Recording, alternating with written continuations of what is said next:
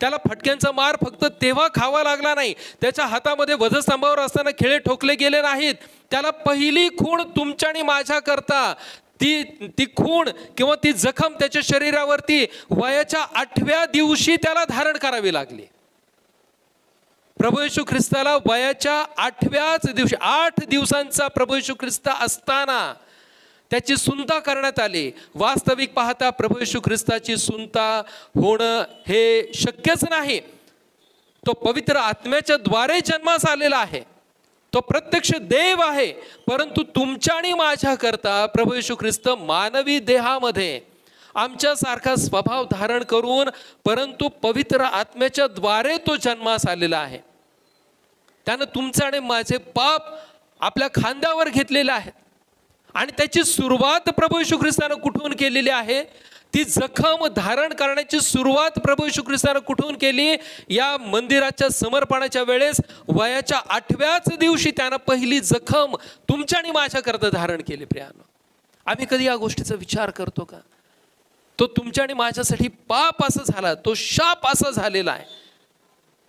तो पापी नव्हता, निर्दोष असा कोकरा, परंतु तो तुमच्या आणि माझ्यासाठी 8व्याच दिवसापासून त्यानं जखमा धारण करायला सुरुवात केलेली आहे. प्रियानो, आम्ही खूप आनंदानं ख्रिसमसमध्ये आणि नाताळाच्या दिवशी आम्ही हे शास्त्रपाठ वाचतो.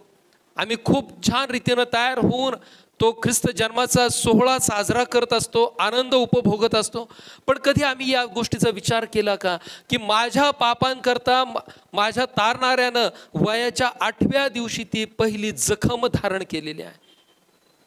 तो तुमच्या आणि माझ्याकरता पाप झालेला. आम्ही कधी या गोष्टीचा विचार करतो का? आम्हाला प्रभू येशू ख्रिस्ताच्या शरीरावरती जखमा कुठे दिसतात?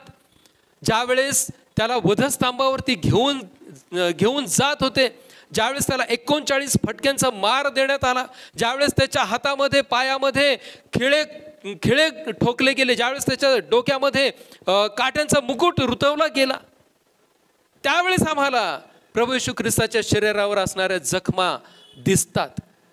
वास्तविकता ही आहे की वयाच्या 8व्या दिवशीच त्यानं तुमच्या आणि माझ्या पापांचं ओझं धारण करण्याकरता सुरुवात केलेली आहे.